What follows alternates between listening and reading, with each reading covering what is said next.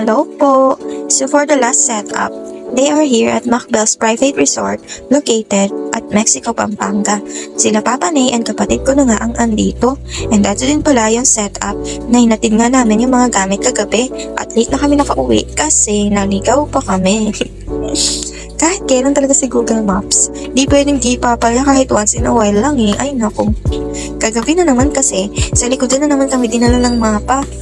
Well, minsan, kahit alam mo nang parang may mali, todo sunod ka pa din kay Google Map.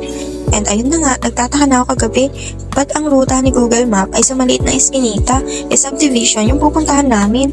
Tapos, pinapasok kami sa masikip na daan. And ayun nga, kapasok namin, nung nagtanong-tanong na kami, ay boom! Sa likod nga na naman kami ng mismong location dinala. So, bumalik kami at naghanap na naman. At ang layo pala ng pinagdalhan sa amin, 10 minutes din siguro yung layo or 15 minutes. Tapos, di pa pala kami sa mismong venue na diretso sa pagbaba ng gamit. Then, sabi ni client sa may bahay daw nila kami mag-antay and nagpaantay din sila kasi galing pa daw sila ng SM.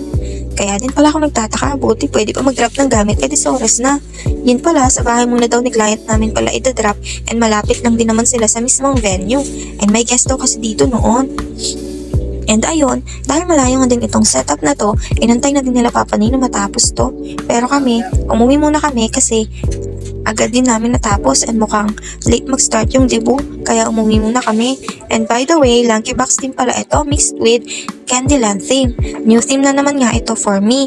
And madaming request ni client at napagbigyan naman lahat. Sobrang bait din pala ni client, kaya shoutout kay ma'am. Medyo napahaba-haba din yung kwentuhan namin kagabi. And here's the final look. Sino ba sa inyo familiar dito sa Lanky Box? Kasi ako hindi ko talaga siya kilala. Parang bagong cartoons na naman ata siya or baka laro. And ayun lang po. Thank you po and bye-bye!